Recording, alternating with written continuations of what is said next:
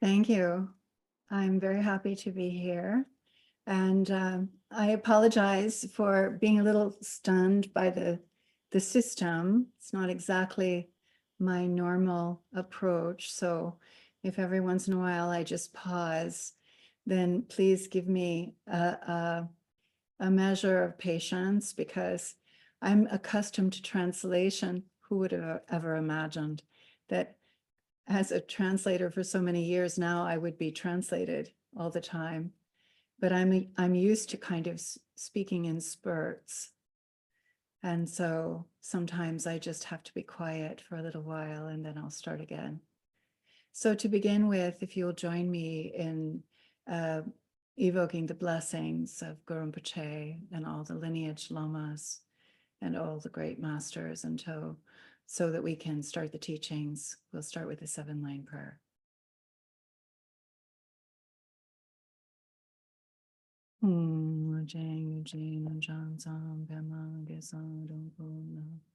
Yatsen Chugin Drugne Pema Shone Shesu Rag Koju Kandru Mamba Kue Kiki Jesu Janjuki Jinje Lopshi Shesu So Guru Pema Siri Hum Hum Jing Ujin Anjan Sang Pema Gesaru Gula Yatsen Chugin Drugne Pema Jone Jesura Gudu Kandru Mbagur Keki Jesu Jamdruki Jinje Lopshi Jesu So Guru Pema Siri Hum Om Jing Jin Jan Sang Pema Gesaru Gula Yatsen Chugi Mandrugne Pema Jone Jesura Godu Kandru Mambugur Geki Jesu Dramdruki Jinji Lopshi Jesu So Guru Pema Siddhi Om.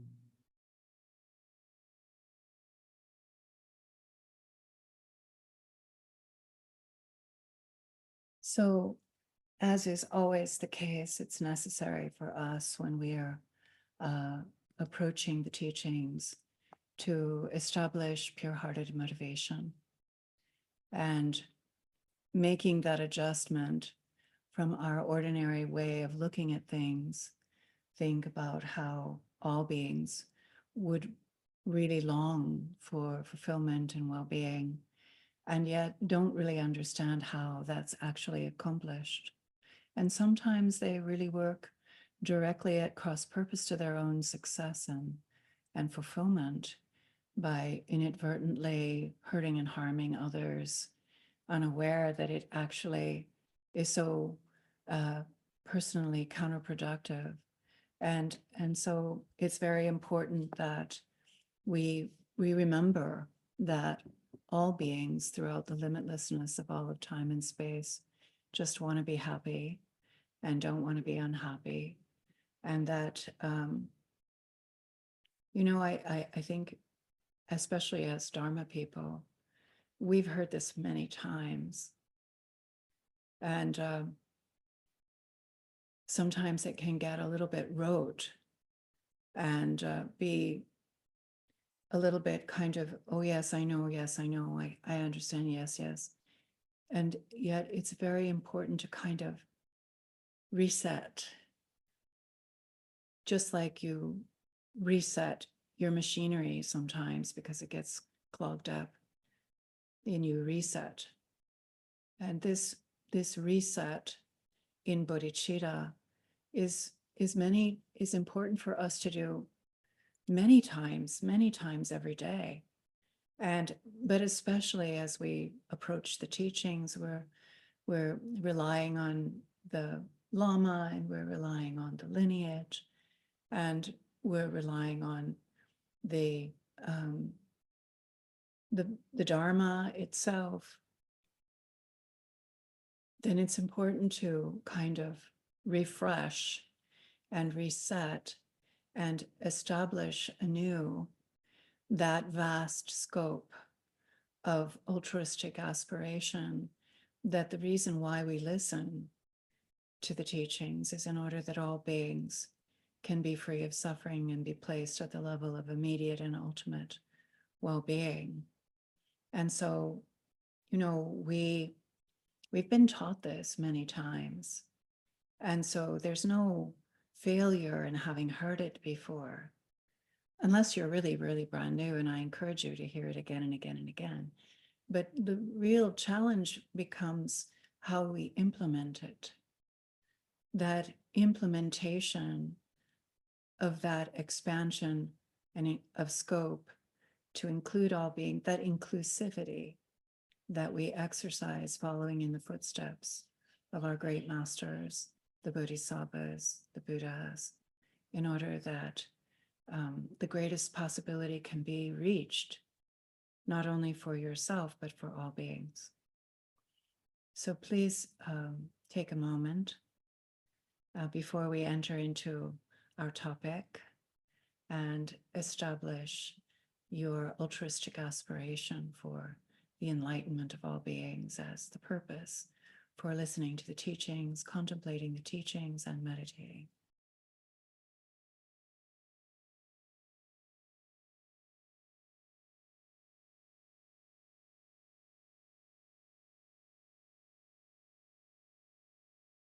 So I was really happy to be asked to give a teaching on this topic about life in relation to death, because so many times people would ask Rinpoche, oh, what is the purpose of life?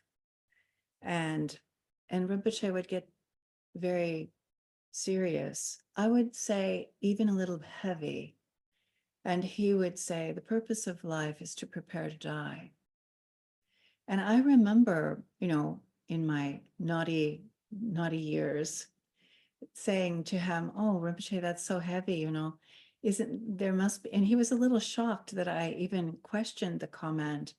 And he said, well, what do you think is the purpose of life? And I said, oh, well, love maybe, and Rinpoche just kind of laughed at me. And he was always very clear about the fact that as we have been born means that we are going to die. And it isn't something optional. That there's no one that isn't beholding to this timeline. And death can come more quickly, death can come later. We could die suddenly, we could live long old lives and just wither away slowly, but we die. In that we are born, we will die. And so the issue here isn't the fact that death will happen, it's that life is the means to prepare to die. And that is something that I thought is just very beautiful and amazing and worthy of reminding myself again and again and again. And through the years of being able to attend Rinpoche, I was always able to help him with his interviews. And Rinpoche saw so many people, and these points of necessity were always kind of highlighted by losses and, you know, family problems, crises, you know, challenges raising children and jobs that, you know, petered out, or sudden changes, even earthquakes. And Rinpoche was always right there with those dramatic, dynamic moments, and always clarifying for us that this isn't something new. It's written here in our being born. But it's also written in our being born how many breaths we have. it's not such a vague thing. It's very clear. And we don't live longer than that. And so I remember particularly meeting one woman who I was visiting with a little bit before, actually it was after her interview. And she had a very terminal problem, more terminal than all of us, because she was very sick. And she said, I'm going to miss the trees, as we looked out over a beautiful window with the forest completely present there. And I thought to myself, well, yeah, we have to get used to the fact that we won't be able to keep anything. All of these things of our life are momentary and changing. And Rinpoche used to say that. He used to say, when we die, we won't take even a needle with us. I always thought it was funny that he thought about a needle. It was not what I would think of exactly as, what I'm going to but it's so practical, that you can't even take a needle, which you would have in your gear, like a good, a needle, a pocket knife. You're not going to take anything, not even your body will go with you in the moment of death. And so Rinpoche, through the kindness of his teachings, he always reiterated over and over and over again. And to me, particularly, which was so unpleasant, Rinpoche would remind me every day that everything was impermanent. Every day he would remind me that he will die, I will die, everyone will die. And I would get irritated, like, okay, I get it. I know that. Do we have to talk about it every single day? Is that necessary? And then, and yes, it's necessary.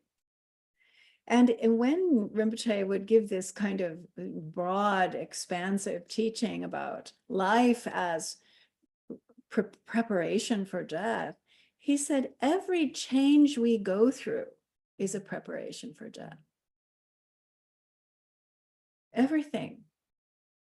And if you consider how your life changes from night to day and day to night, how many weeks and months pass and you hardly notice impermanence? We're not actually really experts, and we should be experts in impermanence and change. And yet we try to pretend things are the same and they'll last. We try to convince ourselves that if we just manage things properly, they'll sustain us. And actually they won't. We're not sustainable. Neither is anything else in this ordinary world. And so life in relation to death is the way Rinpoche lived. And he taught me, he said, I should consider death a little bird that sits on my shoulder. And at any moment, it can just peck my cheek. And that'll be it.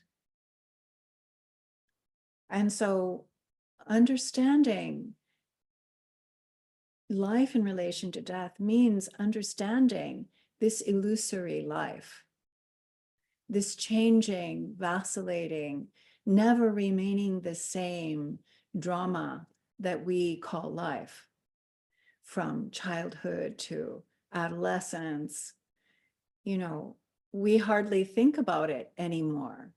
That once, we were merely babies with only the necessities of babies and only the activities of babies. And even though we grew, it didn't happen suddenly. It wasn't a page that turned the day you became adolescent or a young adult. It was happening constantly, changing, constantly changing. Never, ever is there a moment that we're actually remaining the same. And that is a crucial piece of information that we as human beings need to understand. It's really the first pillar of the Buddha's teaching, is that everything is impermanent. So, thinking about our Buddhist path, thinking about our Buddhist principles, thinking about our Buddhist point of view, there's just no way to skip understanding this impermanent, illusory, changing way of life. Like a mountain looks like something unchanging, but there are earthquakes, there are sandstorms, there's erosion, there's a plant that pokes itself up through the sandy soil. There are the animals who push the mountain out of the way for their little tunnels. There's nothing remaining the same about a mountain. Even though we give it such a dramatic and strong and powerful name, like it's going to be enduring, it's not enduring even for a second. And so this kind of shift in perspective gives us an insight into why our life is really our preparation for death. And that it isn't, impermanence training, I think sometimes people think, oh, if it's impermanent, it's worthless. If it's impermanent, it's just, it's not valuable. And we think like that. If this isn't a friend forever, why am I even worrying about them? Because they're not consistent, they're not reliable, they're not keepable, blah, blah, blah. But neither is anything else. And so it isn't that because we have an impermanent life that it isn't valuable. It's tremendously valuable. It's especially valuable as a path to unconditional love and compassion and wisdom. It's especially valuable in terms of being able to have the time to prepare for that day where medicine won't make any difference anymore, where even, long life practices won't make any difference anymore, where you can't sustain the encapsulation of your body-mind continuum any longer. And so that means every single day you have is valuable. And understanding also that we really don't know how many we will have.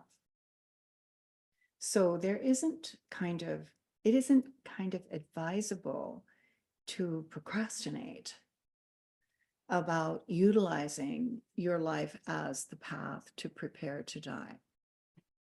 Whether you're a Buddhist or you're not, there's no exception about death. Kings and great politicians, and it doesn't matter how powerful you are or how rich you are. If anything, that makes it more difficult. So being able to listen to the teachings and contemplate the teachings on impermanence, listen to the teachings and contemplate the teachings about understanding the challenges that we have as unenlightened beings and how we kind of superimpose our understanding about life, that we superimpose our limited understanding about life. And then rather taking our refuge in the Buddha, in the Dharma, in the Sangha, in the three jewels and the three roots, especially in the Lama, then we come to understand that life is lived in relation to death. Death is always on the table. And that way, we don't lose our power through procrastination. We don't lose our power. You know, many of you I haven't seen for a long time. Some of you are my old friends, and I haven't seen for such a long time. In the meantime, you know, change has been really dramatic. Change in our bodies, change in our minds, change in our world. You know, when I first learned the Dharma, we didn't have cell phones. There were some kind of weirdo phones in some fancy cars. I don't know what those were exactly, but there were some of those at that time. But look at the changes in our world. Look at the changes, even in the, you know, the climate of our world, the changes in the pollution of our world, the changes in our humanity, how much more divided and polarized we are as a species. And these changes, again, underline and highlight the movement that we're all in, this movement. And Rinpoche always taught us that the first thing we should do every morning when we wake up is be happy and have joy that we woke up. Because there are lots of people on this planet that didn't wake up. That their visit here is over. And that you could wake up. I mean, I have to admit, I'm not really very good at this because I wake up rather crabby. You know, I really would rather sleep a little longer. And so being joyful that I woke up is usually a second thought to when I plan to have my nap today. And so the idea that joy would fill your heart, that you have one more day. And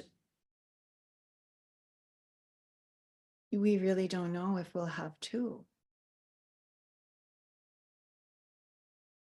And you know, most of us don't accept that fact. We're shocked when we hear that someone died. We're shocked and horrified when we hear that someone had an untimely death, or had an accident, or fell off a ladder. These, you know, events of change and inevitable mortality are not surprises, and yet they surprise us. We're horrified and shocked, like it's not supposed to happen. I think maybe we're not shocked if somebody's like over 90. Then we kind of like, oh yes, the family, poor family, you know, but they lived a good long life. And we're not quite so shocked if they're, you know, over 90 or nearing 100. But less than that, we feel that death has no place here. It's in the wrong place, it's at the wrong time. And yet death is always in the right place and always at the right time. It's at the moment that there's no longer karma to sustain this life. And so every day when we wake up, we have one more day. We really don't know if we have two. And so then as a practitioner, we think, well, how will I use my day? And if you remember your day with death on the table or like on your shoulder, like a little bird, how you use your day will be different.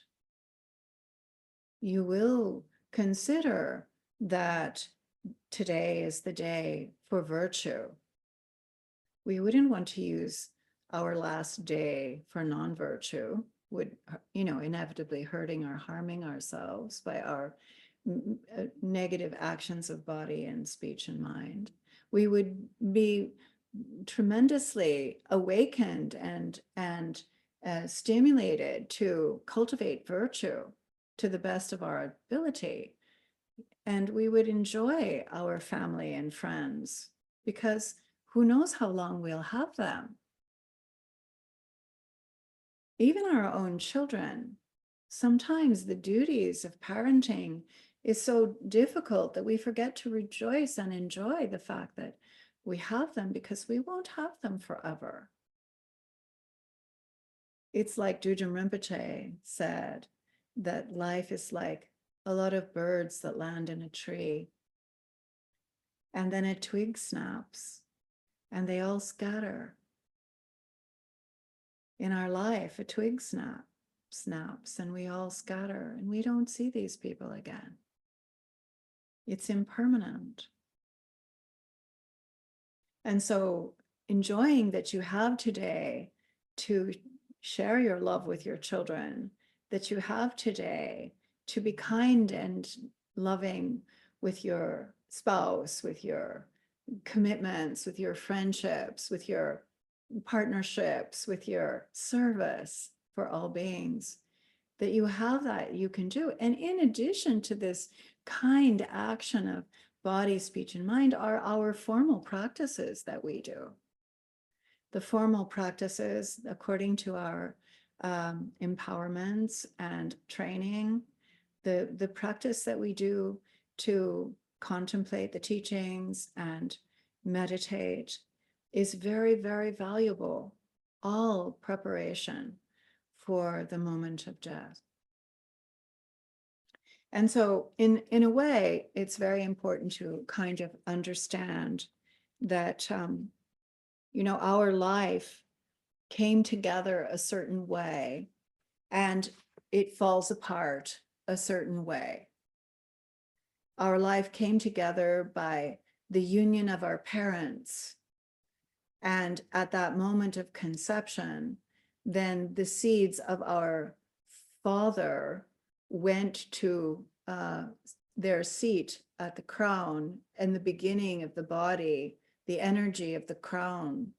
And the seeds of our mother go to the navel and the energy developing for our body from the navel. And so they begin to cultivate this growth and development that turns into our physical body and our body-mind connection, because at the moment of that conception, our mind, which has been loosed from a body, becomes involved in that body that is then growing to a fetus that is growing to be born. And so when we die, there is a reverse of this situation. And so for us to understand a little bit about how our practice really helps us, we need to kind of be able to understand how this process happens. And so I'm going to read from Rinpoche's text here. This is a very clear explanation and it's quite short. So please listen. I hope you can listen well. Dying begins when the 5 vital winds that sustain the body's functions and the 5 secondary winds that sustain the senses lose power, causing their functions to fail. In a complex interrelationship, the energy centers of the body known as chakras begin to fail.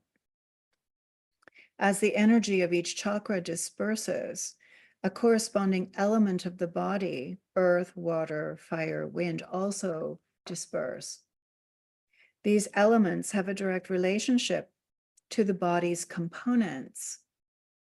The earth element relates to flesh and bone, and the water element to blood and fluids, the fire element to digestion and internal heat, and the wind element to breath and circulation.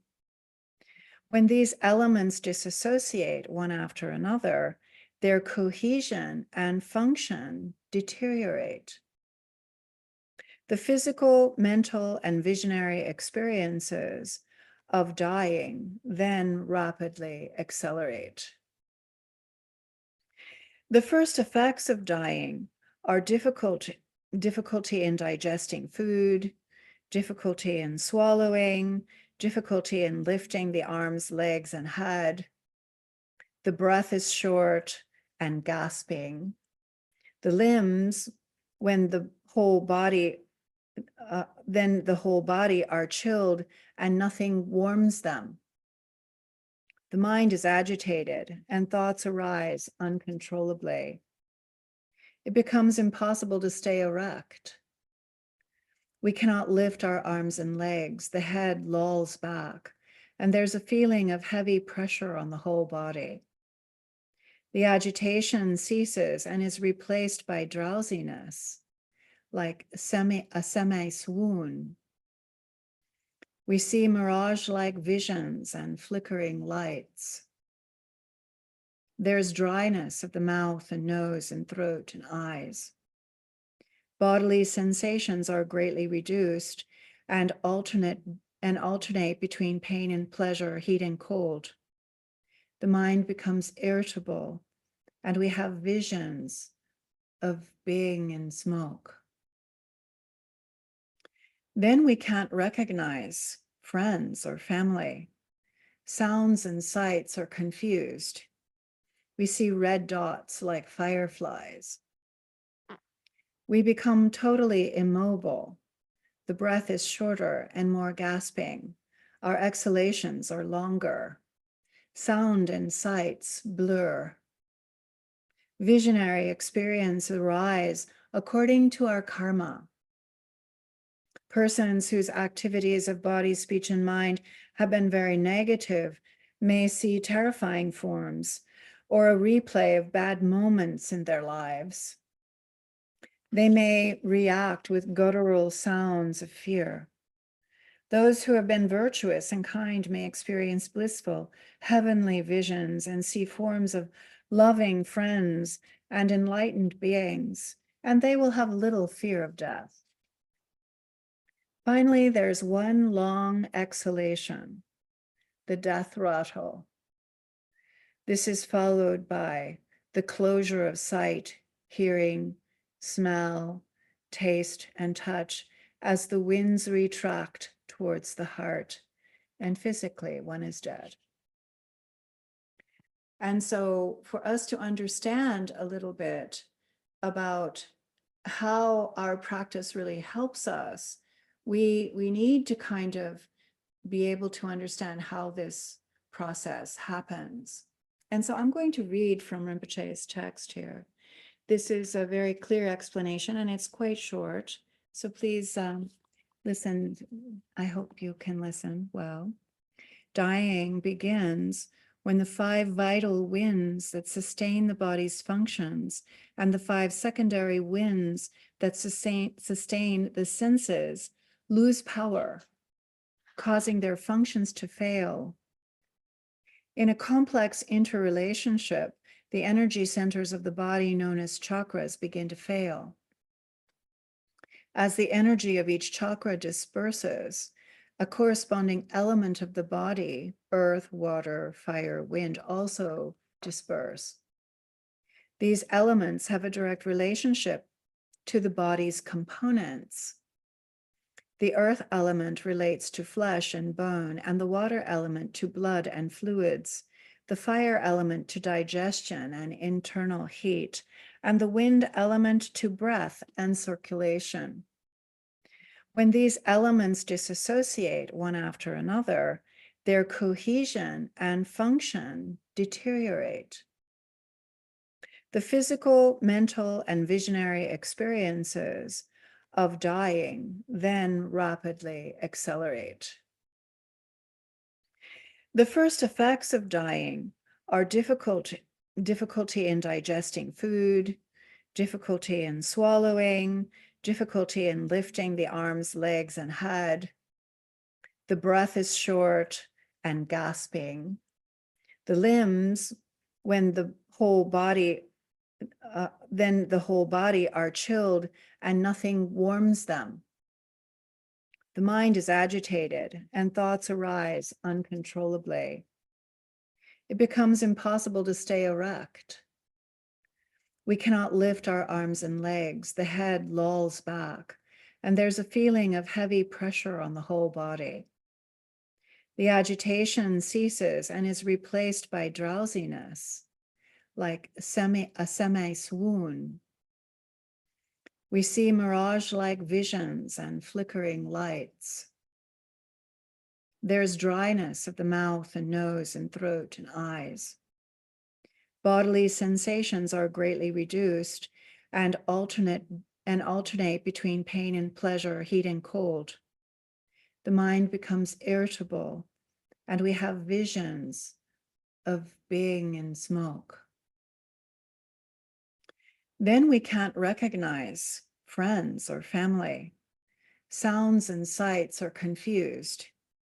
We see red dots like fireflies. We become totally immobile. The breath is shorter and more gasping. Our exhalations are longer. Sound and sights blur. Visionary experience arise according to our karma.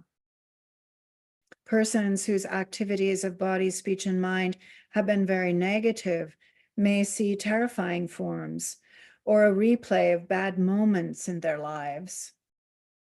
They may react with guttural sounds of fear. Those who have been virtuous and kind may experience blissful, heavenly visions and see forms of loving friends and enlightened beings, and they will have little fear of death.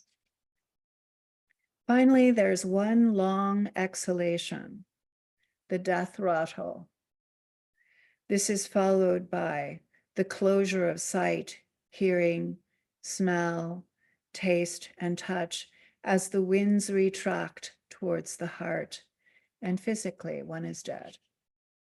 So Rinpoche went on to say that nothing compares to the fear of death.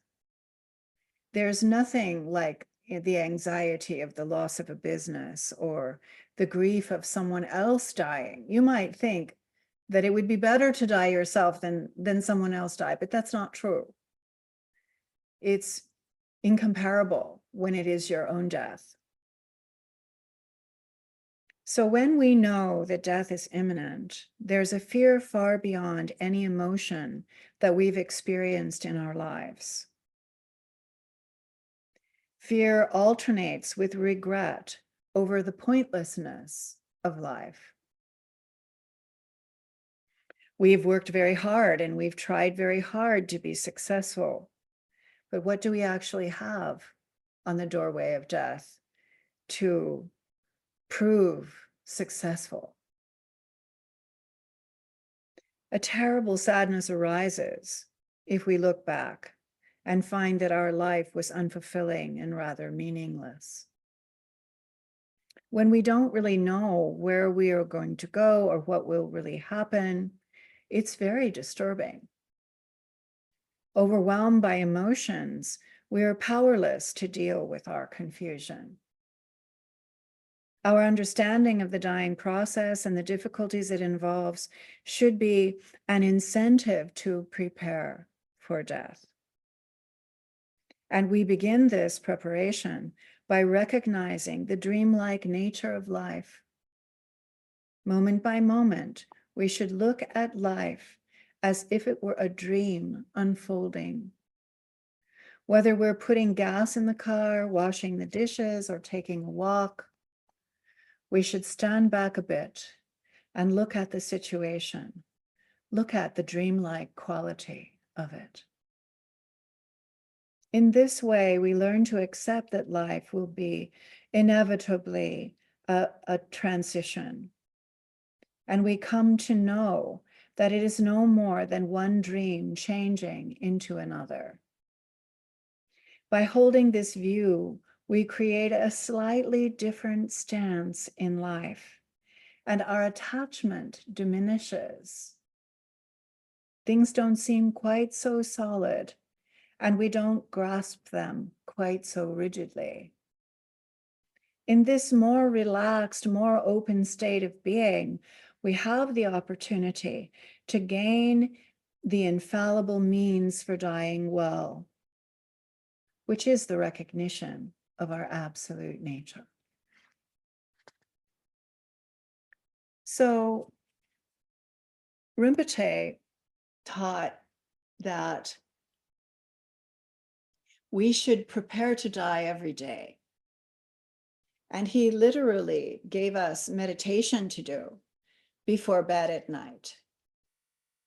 That because one of the most difficult things about dying is that we just didn't expect it. It's just such a surprise. I mean, even if we're sick and old, it's just not easy. It's a hard moment and it's a difficult moment. And so being prepared in advance is very important. It's also important to train in all the meditation practices that have been given to us by the great masters, such as Poa practice, which trains us in transferring the mind out of the body at the moment of death and directing the mind to rebirth in the Pure Land of Amitabha Buddha with the Buddhas. And so we skip this kind of inevitable kind of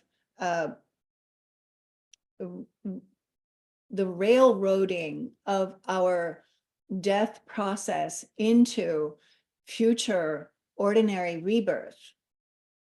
And we can avoid finding ourselves in the Sipa Bardo of becoming again and again and again and again, lifetime after lifetime, as has happened since time uncalculable. And so the opportunity to use the moment that we're going to die as a moment of poa, of transference, is very, very important. And Rinpoche taught us well how to do poa practice, how to make that opportunity. And he considered it our insurance policy. Like, you may not be perfectly prepared to be able to relax your mind in absolute awareness to facilitate that moment of Dharmakaya liberation that happens as soon as we die. We might not be capable. Our meditation might not be good enough. And it's very interesting because depending upon the power of your meditation, the duration of your actual meditation capability, like how long can you actually relax your mind, like truly, not faking it, but truly, is how long the bardo of the Dharmata remains available for realization. For those who have no meditation training, that though they have the pure experience of the mind's openness, it passes so quickly. There's no opportunity for recognition or freedom because there's no cultivation of the capacity to recognize that and remain inseparable with the nature of the mind's open awareness. And so unable to remain with no meditation capacity, then there begins to be this dramatic display of the deities, peaceful and wrathful, that are so overwhelming and awesome and absolutely, completely, blindingly powerful. But if in your life you have no understanding that this is the display of the nature of the mind, that this is the radiant, wrathful and peaceful display that is natural to your mind, that then it just becomes frightening and scary. Like, imagine there's a huge airplane passes right over the top of your head. You just duck and hide. In the same way, with the splendid and magnificent, radiant display of the true nature of the mind after the moment of death, we just duck and hide because it's too bright, too awesome, too splendorous. We don't know. We look for the shadows. And so this is why, in terms of life as relation to death, as the path of preparation for death, we have all of our practices that are giving you the capacity to utilize that moment through your great perfection practice, through your development and completion stage, meditation, visualization, and recitation practice, that you are able to relax your mind in intrinsic awareness due to the Lama's blessings, and you are able to cultivate a recognition of the non-division of the pure radiance of absolute truth as deity, pure land, and mantra. You're able because you have cultivated that.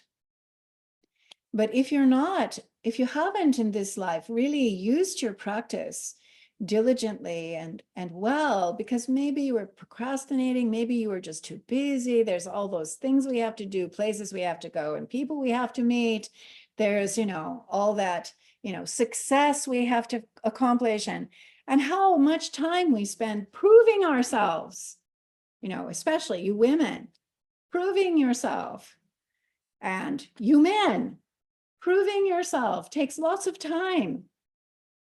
And so these moments, they flash by.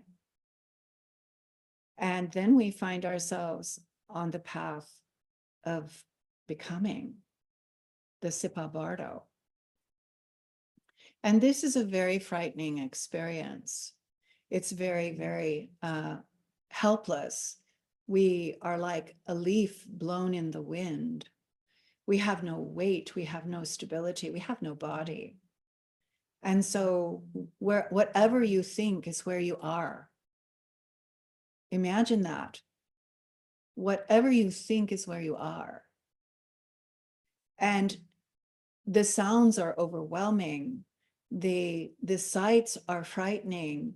The helplessness is so dominant. But if in your life, as your path, you have been taught to pray to the Guru, or pray to the Buddha, or pray to Aryatara, to pray, even if you remember one mantra, Om Mani Padme Hum, Om Mani Padme Hum, that has so much power in the moment of dying that, unlike in this life where you might feel like it doesn't make a big difference if you pray, because we have all this solidity, we have all this habit pattern, we have all this demand of our corporeality and our karma, of this ordinary life and our mortality and our physicality, that it's not easy for us to see the instantaneous benefits of calling the Lama, the instantaneous benefits of remembering the Buddha or the mantra. But in the Sipa Bardo, just once to remember the Lama, you take Nirmanakaya rebirth in the Pure Lands of the Buddhas. To once think of the Buddha. So again, in your life, look at your life. How much of your day goes by before you think of the Buddha? How many crises can cross your day before you think to say the mantra? How many issues happen before it crosses your mind to remember your refuge and your bodhicitta and your development and completion stage meditation? Like, most of us rely on the clock. We go by time. We do our puja because it's time. It's time in the morning, it's time in the evening, we do our pujas. But in between, I don't know about you, but a lot can go on in my life before I actually really necessarily remember. And so we have to train. We have to cultivate and train a Buddhist stance. A Buddhist stance in life from the moment that we wake in the morning to take refuge in the Buddha, the Dharma, the Sangha, the Lama, the Yiram, the Dakini, to take refuge in the teachings of the Buddha, to do no non-virtue whatsoever, to embrace virtue thoroughly, and to tame and train your own mind. And then we prostrate, or we offer the great universe in appreciation of the wisdom and the power of limitless love and compassion in our lives. And we have a fountain of resource due to the kindness of our great masters and the pure lineages and our wisdom teachers. And so then with great devotion and love and compassion for all beings, we sit down and do our formal meditation, not assuming that we'll have another day to do it. But today, now, and we do our practice, whatever the practice you have is, needs to be done as the embodiment of pure view, the embodiment of method and wisdom that is then dedicated to all the enlightenment of all beings, and also wished upon for the auspicious conditions of our transition and death and rebirth in the Pure Lands, our practices of POA, and all of our wishes and aspirations become kind of awake every day in our formal practice. But even when you get up off your cushion, your practice doesn't stop there. You get up off your cushion and you go to work and look at the impermanence passing you. Look at the changes passing you. Look at how every breath is one you can't have again. It's already gone, that breath. Out of the numbers of breaths you're allotted, you've already lost some this morning on your way to work. And you look and you see how fortunate you are that you have the Dharma. How rare it is to have the Dharma. If you consider the others, though they are in essence inseparable with the Buddha, the same as you, they do not know. And they don't understand that hurting and harming others is going to harm them. They don't understand the extra effort to make a gesture of love and compassion is going to benefit them. They don't understand that they need to tame and train their own mind to realize the purpose and the meaning of this life. They don't understand what the purpose and the meaning of this life is. And so they are the object of your compassion. It doesn't mean that somebody has to fall down and break their leg for you to have compassion. Just the fact that they don't realize they're Buddha is all the reason that you need to have compassion for them. And so then thinking, okay, I pray for them. I include them in my altruistic aspiration, and I take them with me to enlightenment. Everybody, human, animal, demigod, worldly god, all the low realms, the hell beings, all the beings, we don't even know who they are. We don't even know where they are, but we know that if they are worthy of our compassion And they are in essence Buddha, who doesn't know that they're Buddha. And so they endlessly wander in the illusory display of their ignorance and confusion of ordinary mind. And so your whole day is compassion. Compassion at work, compassion at play. You know, you go to play what, let's say tennis. It doesn't make samsara stop because you're playing a game of tennis. It doesn't mean you can't play tennis, but in that you are playing tennis, you would still see the whole of samsara as an object of compassion and dedicate yourself to the recognition of the true nature of the moment and the implementation of pure view in the midst of playing a game of tennis and enjoying your friend that you won't have forever. And so this way we, utilize our life.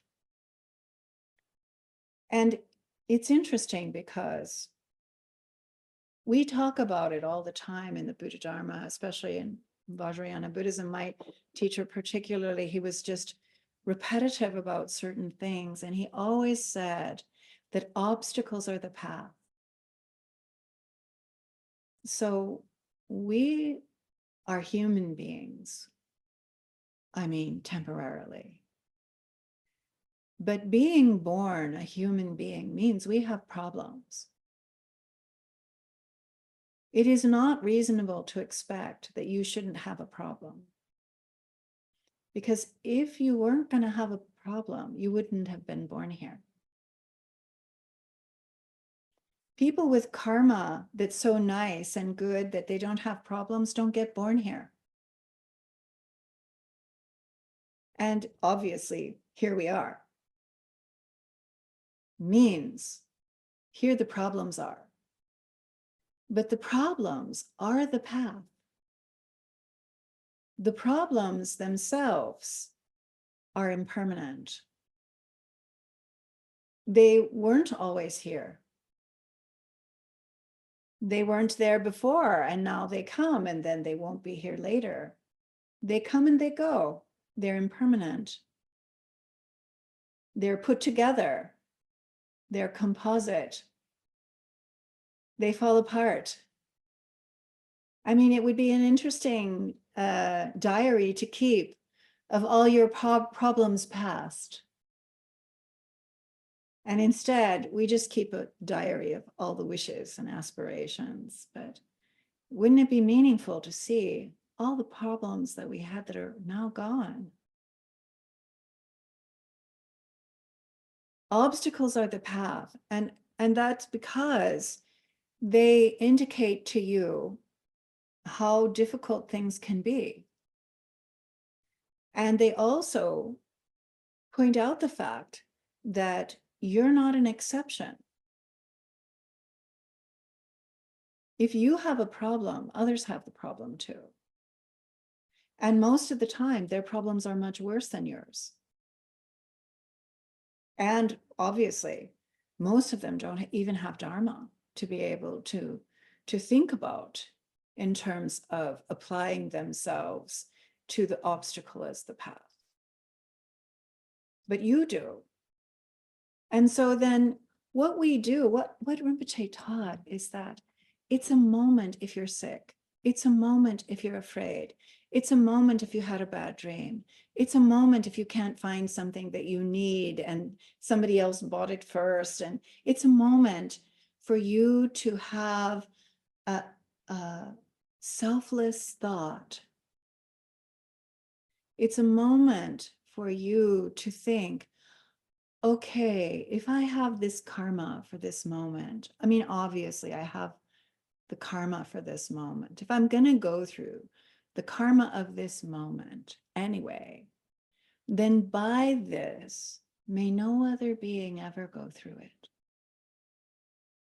May it be complete with me.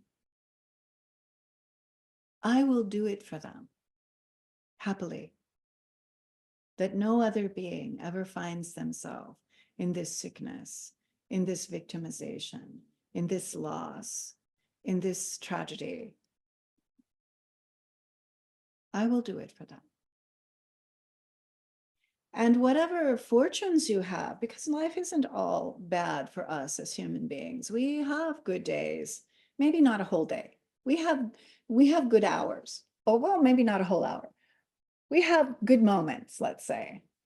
And in that good moment, you should think, how wonderful that I have the karma for this perfectly good moment. How wonderful. How amazing. And you should think, may all beings have a good moment like this. Don't keep it for yourself. Let's say, the example I remember Rinpoche using was eating an orange. So you have an orange, it's sticky, it smells great, it's fun, it's delicious. We hardly notice, but it's wonderful. But you should notice. You should understand this is the fruit of your virtue. This is not an accident. This is not just normalzinho. I mean, that's Portuguese, I'm sorry. It's not just normal-ish. It's extraordinary that you have the fortune for an orange. It's delicious. But don't just keep it for yourself. Extend it and expand it, that all beings could have such a wonderful orange.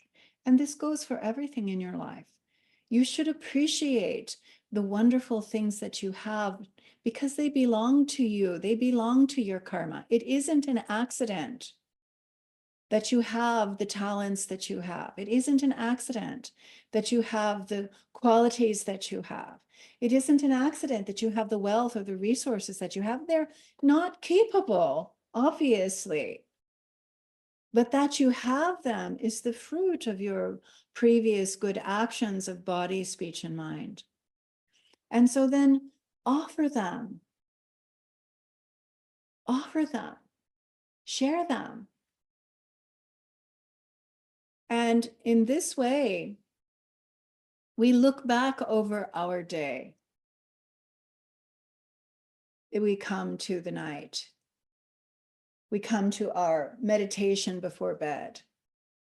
And we'll see that for sure, we probably made some mistakes in the day. We probably did, say that too harshly. We probably did overlook someone's feelings. We probably did cut in traffic because wherever you were going was more important than wherever someone else was going. We probably did, take the best bite.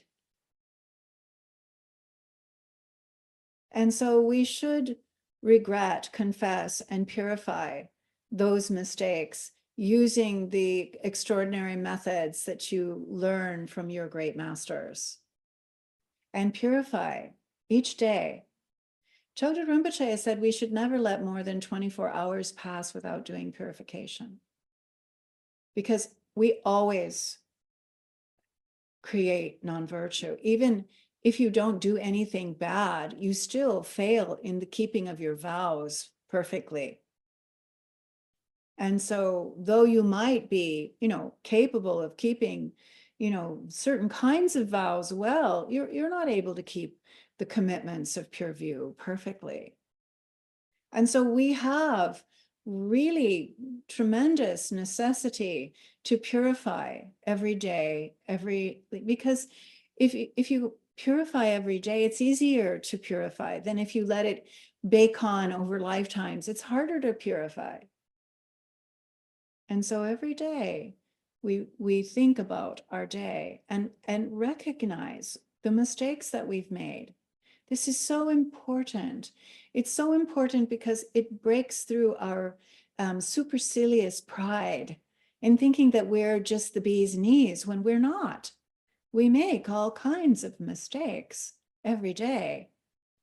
And so with humility, recognizing the quality of the Buddhas, with deep regret for our mistakes and commitment to do better now and ultimately work for the benefit of all beings and their enlightenment, then we purify with Vajrasattva or any other deity practice that you have. If you are not empowered in Vajrasattva, any Buddha can help you purify using the 4 powers every day. And then you're also going to see, when you look back, all the good things that you did, the kindness that you did exercise, the love and compassion that you did bring to traffic, the effort that you made, even though it wasn't necessary or no one expected you to, the extra mile that you went to help others, all of those efforts of your body and your speech and your mind create virtue. And that virtue you should dedicate to the enlightenment of all beings. Not only today's virtue, yesterday's virtue too, and the last month and last year and the whole of your life, whatever virtue you have, not only in this life, in any life that ever comes, whatever virtue, and not even your own, you can actually offer the virtue of others to enlightenment of all beings. And even the virtue of the Buddhas and the Bodhisattvas you can dedicate. And so with this great dedication and inclusivity and expansion of generosity towards all beings, then you lay down and go to sleep. But before you go to sleep, Rinpoche taught us to imagine that you're dying. Maybe you got hit by a car. Maybe you're drowning. You should put some thought into it so it feels real. And maybe you stuck your finger in the outlet. Or maybe you were hit by lightning. Or maybe you're just sick or just old. Maybe you swallowed wrong. You can actually do all of them every day, because every day before you go to bed, you go through this death scenario, one or another, depending on your own creativity. And in that death scenario, you realize, okay, this life isn't keepable. I need to cut attachment. This is not a place where I can stay. Death is coming. And at that moment, when you understand that there's nobody you can pay, there's nobody you can take with you, your loving husband or wife will be left behind. Even the dog, who's upset at your dying, is unable to come. You go alone. And so then it's time to think, okay, but I have my practice. It's time to think of Amitabha Buddha above the crown of your head and to train in your POA practice if you are a POA practitioner. Every night before you go to bed. Because death is shocking. And you have to cultivate the habit, because the fear, as Rinpoche said, the fear is incomparable to any other fear you've ever had in this life. And so you have to cultivate a very deep and powerful connection to your practice to be able to call your practice up at the time that you're dying. So there in your bed, in your death scenario, with all your loved ones crying beside you, you call up your practice. And you dedicate your body-mind connection. You dedicate your mind to the Buddha, to enlightenment. And then you go to sleep. And then when you wake up in the morning, you wake up really happy that you didn't die in the night. And you carry this kind of approach in your formal and your your formal development and completion stage meditation, in your formal great perfection meditation practices, you are cultivating your capacity to manage the moments following death, when the male energy and the female energy released from their place in your body collide, and we drift into the death swoon, then your practice needs to be with you, because you have used your life as the path to death.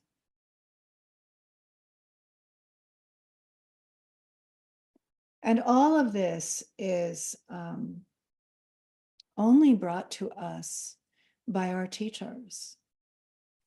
And so if you have even one day left, because really, who knows if you have two, use that day to cultivate your devotion and love for your teacher. Use that day to remember the Lama above the crown of your head. Use that opportunity to have the presence of the teacher with you every day, and with you even in the moment of death.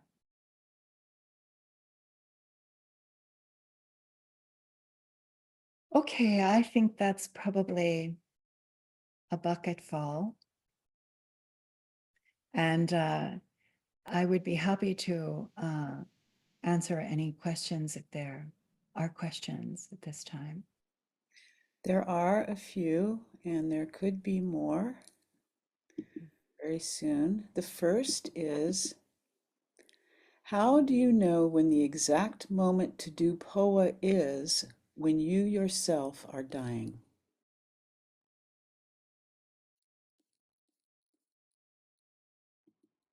Well, you do POA always in practice, right? You're doing your practice all the time, and you do it every day, and it doesn't actually happen, right? It's a little bit like trying to knock a green apple out of a tree. You hit it with a stick, but it doesn't fall down. When you're really dying, POA really works. And so until you're dying, I would consider it training, and it doesn't work. And then at that moment, you want to be able to sit up. And so try not to decline so much that you're not able to sit up, at least by being propped to sit up, and enjoy the opportunity to do the POA practice. And if it doesn't work, then it's training.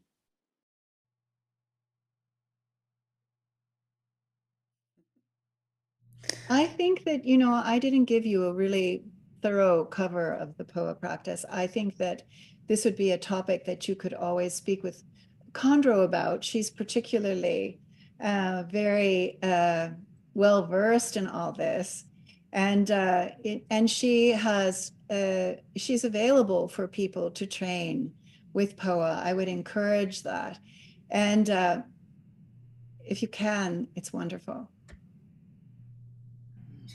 The next question is, and these are a little multifaceted, if one's practice has been accomplished enough to remain for any period of time in the Barto of Dharmata, what happens after one has reached the extent of their ability to meditate in that state? Do you still go directly into experiencing the visions of the peaceful and wrathful deities? There, you would attain liberation in the Dharmakaya. If you're capable of relaxing your mind inseparable with the nature of intrinsic awareness, you will be able to liberate at the level of Dharmakaya. If you're not able to do that, then the procession of the peaceful and wrathful deities begins to manifest. And that would be the time for you to understand the radiant display of the nature of your mind that has been cultivated through your development in stage visualization practice, and that would cause liberation in the Sambhogakaya level of enlightenment. If you're not able to capture either of these, then the bardo of becoming begins to unfold, and that would be where you would rely on prayer and devotion to the guru and the deities to the degree that you are faithful, and that will produce liberation in the Nirmanakaya level of complete enlightenment.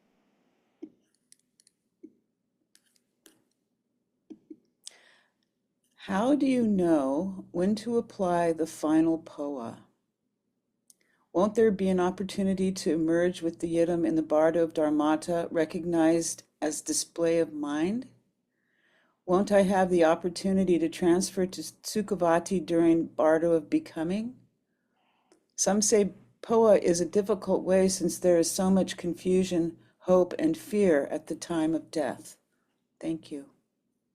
I don't agree with that I think the best path is poa, and that you should use poa, because cultivating the power of poa through your guru, with your guru's blessings, through your guru, opening the channels and taking direct rebirth in the pure land of great bliss is the best way to go.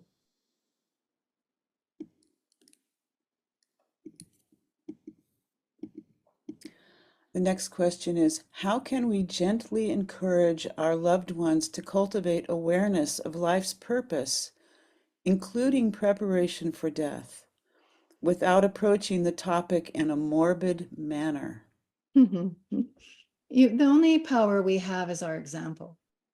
People don't listen. Our example is what makes a difference for people.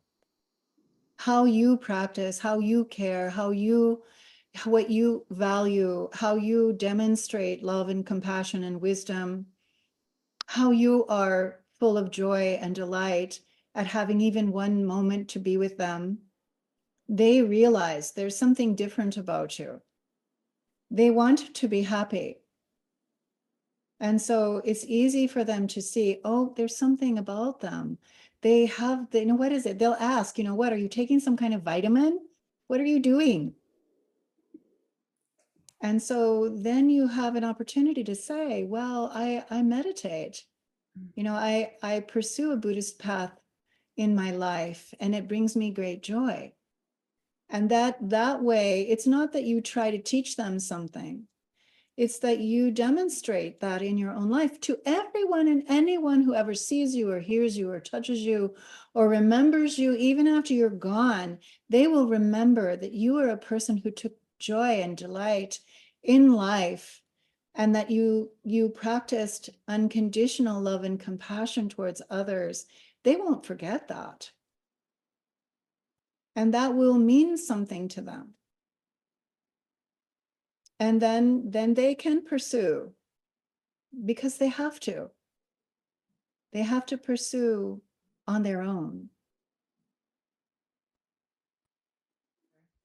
And those kind of conversations, especially when, if you have the opportunity to get Rinpoche's book, Life in Relation to Death, there's also a very rich section in the text of Khandro's commentaries on how to prepare for death, the technical issues of wills and things like this, and conversations with people and things like this. Is also included in the text.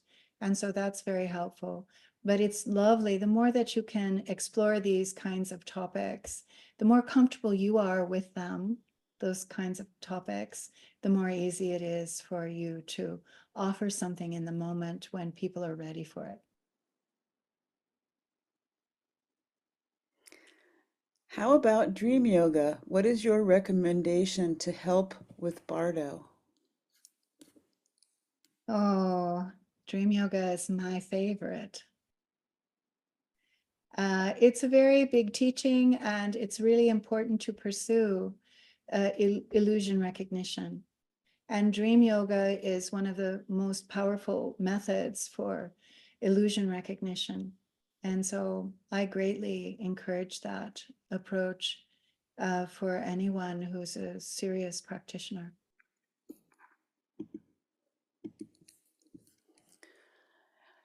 Do you have any reflections on supporting one after they've chosen to take their own life? I have been taught that when one attains rainbow body, one does not die. This seems to be a very unusual exception. Would you please speak on this? Rainbow body is complete enlightenment in this lifetime without going through the doorway of death. And there are great masters who have realized rainbow body. Chagdud Tulku Rinpoche said that he knew of 4 in his lifetime. And we know from Dudjom Lingpa's lineage that 13 students of Dudjom Lingpa attained rainbow body. And so rainbow body is a very, very great level of realization. And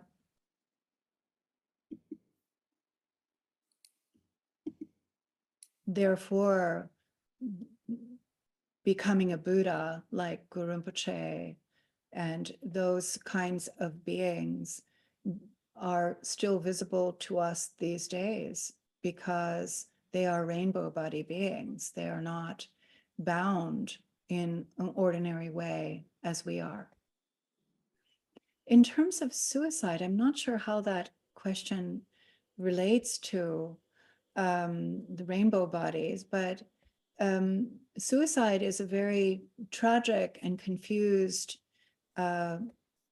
desperate effort to end suffering, which doesn't work.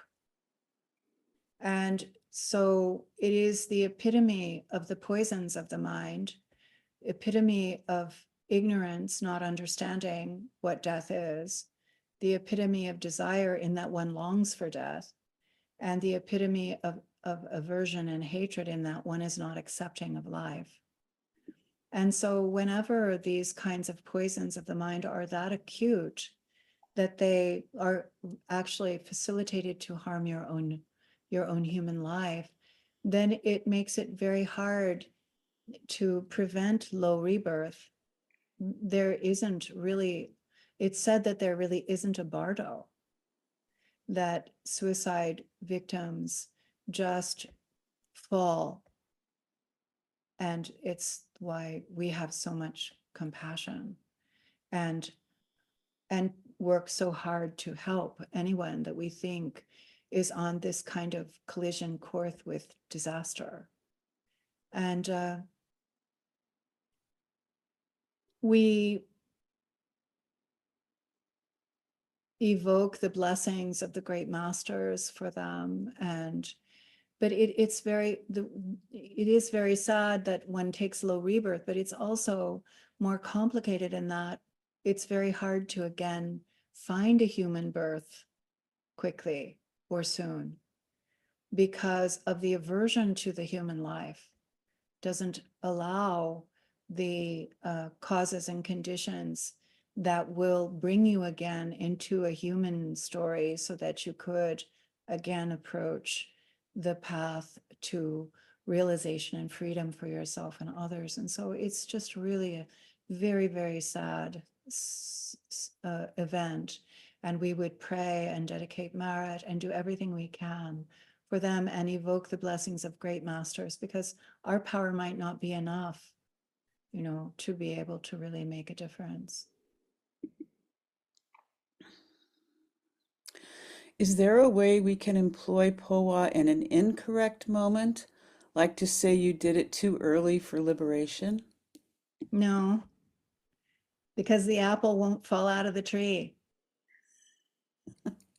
And it sometimes people, Rinpoche used to talk about this. He said people think that if they just think about poa, they're gonna die at the wrong time. And he said it's think of how many things you thought about in your life that didn't ever happen. that it's not like that. And POA works because the body and the mind are becoming receptive to that open movement. And so the body and the mind are conducive. It doesn't happen if it isn't the right conducive situation. If it's premature, it will not work. But it's very useful for training. Yeah. What does liberation in the Nirmanakaya entail exactly? I think that it is the Pure Land, and but I would venture to refer to texts that talk about, for example, Dewa Chen, Amitabha's Pure Land, is a place that is very comfortable. It's not too hot, it's not too cold. It's very beautiful, and the Buddha is turning the wheel of the Dharma all the time.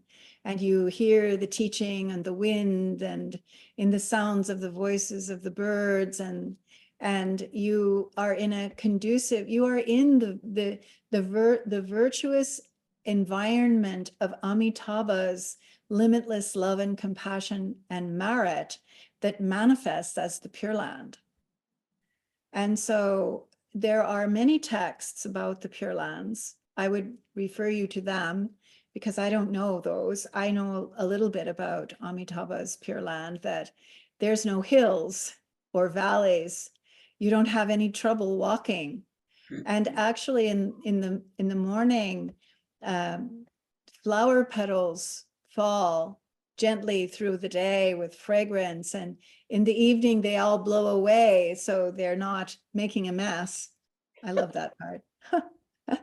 And you know, it's an exquisite place where you can pray and help others who are still human. You have the ability to see family and friends and help them, which is very wonderful in terms of taking rebirth in the Pure Lands, is that you can still create great benefit for those that are left behind. And also you have access to other Pure Lands from there. And you have the opportunity to finish ripening your path, because probably death will intervene before we're fully cooked. And so then being reborn in the Pure Lands, then we have the opportunity to carry on with the path to complete enlightenment. It is wonderful to aim to Amitabha's Pure Land. Like when you think about, oh, I want to go to Tuscany, you know, instead think, well, when I have to go, I want to go to Amitabha Buddha's Pure Land. And it was Amitabha Buddha's own promise that even someone who only asked 3 times to be reborn in the Pure Land could be reborn there. So it isn't that, it is by the wishes of the Buddha himself that you're able to be reborn in the Pure Land of Amitabha. And so adding to that, the training and the direction in your life that you're going to Amitabha Buddha's Pure Land. There's a wonderful story about, I heard long ago about an elderly gentleman who was an architect, and his daughter was quite worried about him because he spent his whole life building temples, but he wasn't really a meditator. And she was worried about him. And so one day it came to her in her practice what to do. So she told him, she said, well, this very, very honorable fellow named Amitabha is going to be building a beautiful temple, and he needs you to be the architect. And he said, oh, Senor Amitabha, okay. And he put out the paper and he started designing the temple. And just by that, along with, of course, I'm sure the daughter's prayers and aspirations and Buddha Amitabha's flawless enlightened activity, he was reborn in the Pure Land. And so it's like you want to aim in your mind that that's your aspiration, and you want to cultivate, if you can, your prayers and power of Poa, and then this way utilize that moment of death as the path to rebirth in the Pure Lands. When many people die at once, such as in an earthquake, is there a sense of being in the Barda with friends and relatives, or is it still just an individual journey? It's an individual journey.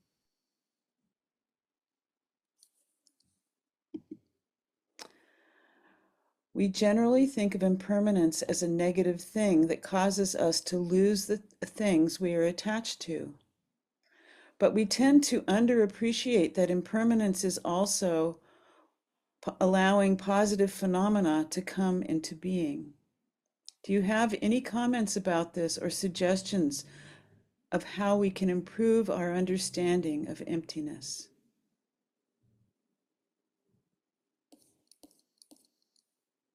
Well, there's some suppositions in the question that impermanence is the hallmark of unenlightened experience. Enlightenment is timeless. It doesn't bear the burden of impermanence or even creation. There is no building or creating in enlightenment. It is already true and complete and timeless, perfect and free. Impermanence in this case is a pillar of the Buddhist teaching because we understand that it is the basis of suffering. We're not able to fight impermanence. We're not able to conquer impermanence. Impermanence is a big fat problem. And so I think that maybe what our questioner is referring to is having a good kind of character where you would utilize a difficult moment in a good way.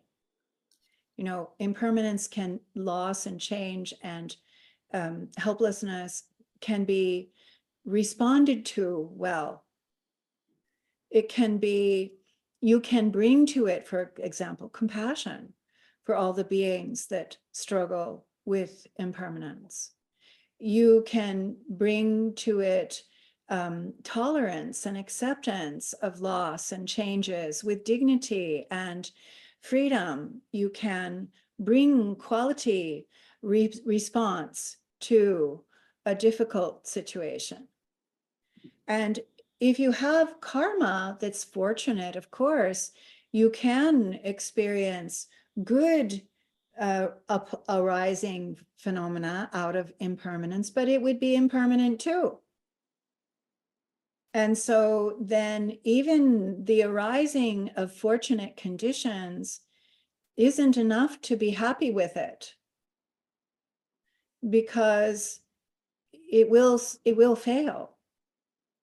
It will succumb. And so this is a question I know my own mother asked of Rinpoche once. She wanted to know, can't you just think of suffering and karma as a school where you're being taught to be a good person, and so you do the best you can? And Rinpoche said, no, there's no way to kind of, you know, put lipstick on impermanence. But the fact that you have such character and quality to respond to impermanence, to find a lesson, to apply yourself more lovingly and compassionately and understandingly in the moment, that is really beautiful. And that is the fruits of your own growth and development that you could bring to the moment, which is very nice. But impermanence, there's no way to turn this into something like a bright spot in some way. We can think of bad things that end as wonderful. Like, you know, when we look to Gaza and we think one day this horrible suffering will end and things will come back to some level of ordinariness. But it's not even then, even the ordinariness that it will come to will be impermanent. And so even if it turns out to be exquisite, sometimes the good things are even the most difficult when they're impermanent because they're not keepable. And so this is all the teaching on suffering. And you know, I think it's one of the teachings that we have trouble with in the West. Because first of all, we tend to identify ourselves as fixers. We tend to identify ourselves as engineers and scientists, and we're going to solve the problems. We're going to find solutions. We're going to make this all better. We're going to have, you know, we're going to put this straight. And even if you're not a great scientist or a great engineer, you're doing that at home with the trash. Okay, we got to deal with this and we got to deal with that, and we can put this straight. But we can't really put unenlightened being straight. Unenlightened being is always going to be a problem. Even the gods are not able to sustain their experience of bliss and happiness and well-being. It will fail. And so it's very interesting when you think about it deeply and you profoundly pursue the understanding of impermanence and suffering, and you come to understand that, you know, enlightenment is possible. There are Buddhas, there are rainbow body beings. Enlightenment is possible, but making samsara work is not possible. And still, we spend so much time trying to fix everything, trying to make it all work. Now, out of love and compassion, of course, you know, it's too hot, it's too cold, someone's hungry, they need a drink of water. You help the poor, you help the sick, you give love and comfort. We do all those things, but it's not preventing the experience of suffering.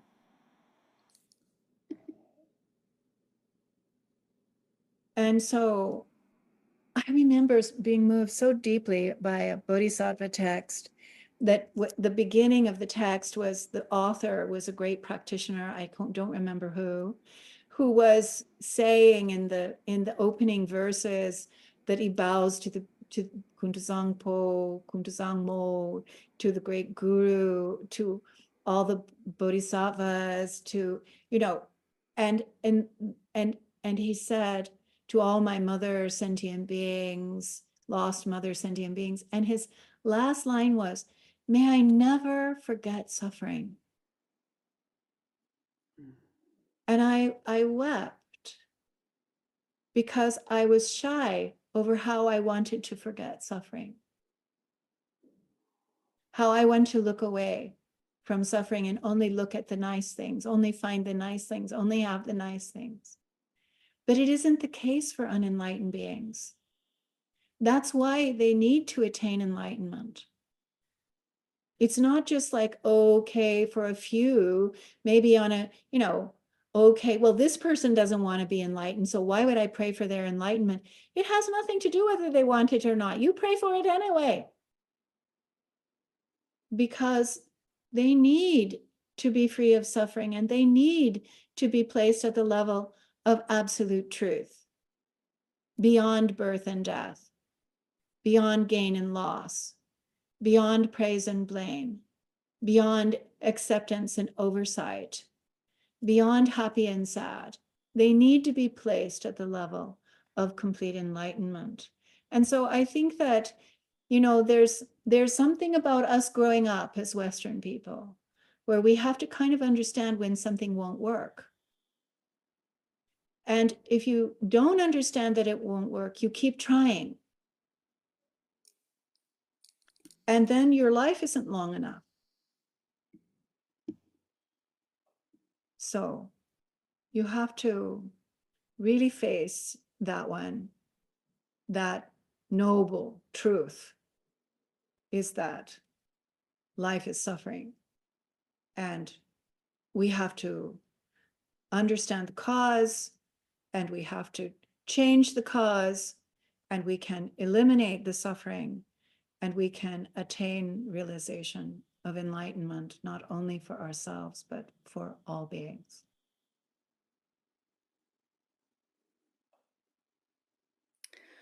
There are just a couple more questions, but actually I've grouped 3 into one because they're all about the same subject.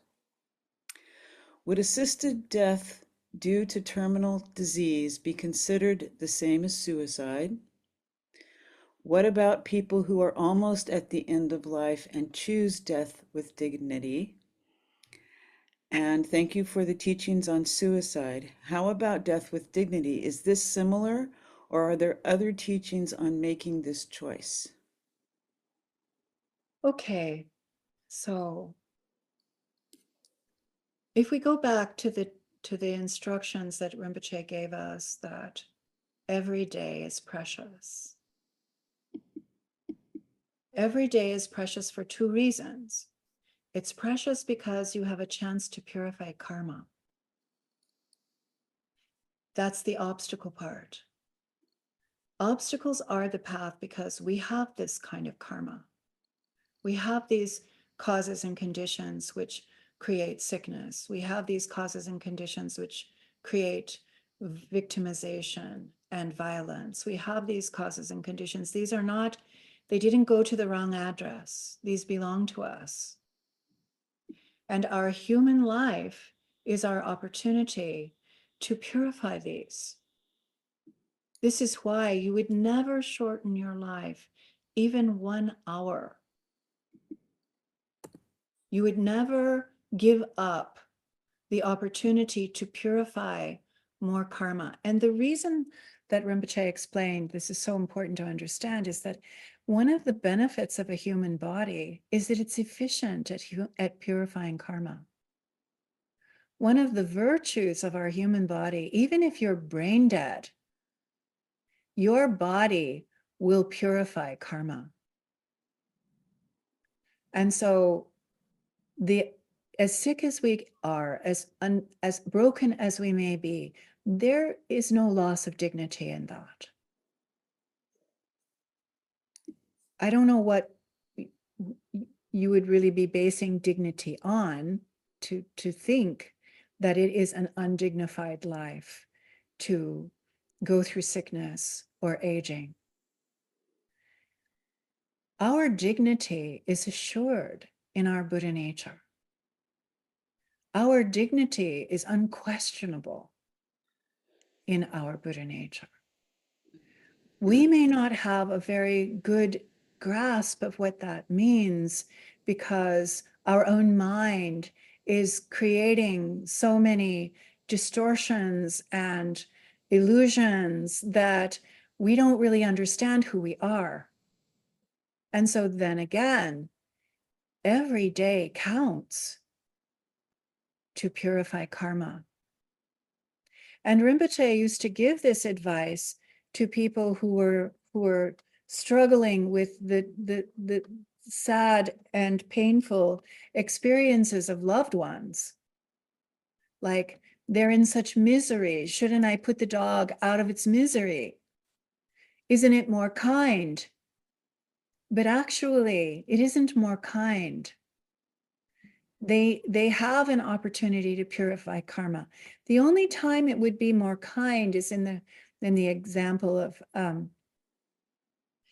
Machik Labdrun, when one of her students saw a fallen horse, and the horse was being eaten at his eyes and mouth and tail by the birds. And the student was horrified, so horrified. And he came back to the guru, and he asked her, shouldn't we put the animal out of its misery? And she said, if you have the power to place that animal in the pure realm, yes, go do it. But if you do not, then you have to let the animal have the opportunity to purify the karma, because you're cheating them of their opportunity to be free. And if we don't eliminate that karma this side of death, when we have the efficient body that can do that very, very well, on the other side of death, we might still have the problem.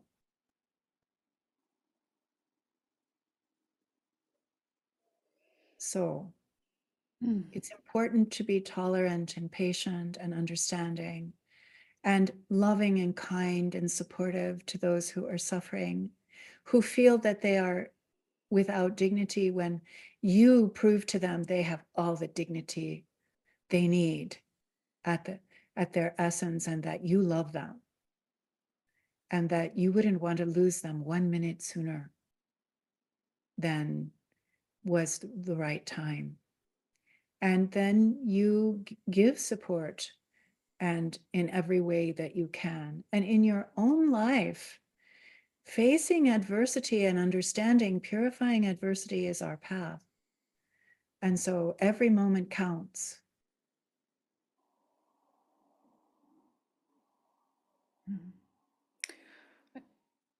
If, with your permission, I think we have time for one more question. Okay. Lama Tsering, can you please share any experiences that you have had doing poa for dying animals, and how you go about doing poa for animals at the moment of their death? I think you just pray for animals. You do mantra, you pray, you dedicate merit, because the structure of the animals is different than humans. The POA practice is a practice for humans. And so what we do, what Rinpoche taught me to do, is to do a Manipe Mehung for the animals and really spend time with them and not rush them to death, because especially your own pets and your loved animals, they love you. They love you so much. They don't want to be rushed away. And so being with them, praying for them, giving them mantras, giving them love, praying for auspicious conditions for them, dedicating merit for them, these are all the ways in which I would try to take care of the animals.